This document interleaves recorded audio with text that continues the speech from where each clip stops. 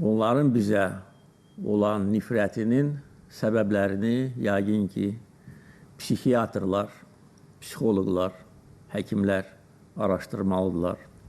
Və nə qədər ki, Ermənistan cəmiyyətində Azərbaycana qarşı nifrət hissi ilə yaşayan siyasi qüvvələr varsa, bir o qədər də biz ayıq olmalıyıq. Bugün biz sülh şəraitində yaşayırıq və sülhün müəllifi də bizik. Biz istəməsəydik, sülh olmayacaqdı. Biz istəsəydik, istənilən hərbi əməliyyatı istənilən yerdə keçirə bilərdik. Bunu Ermənistan rəhbərliyi də bilir, onun arxasında duranlar da bilir.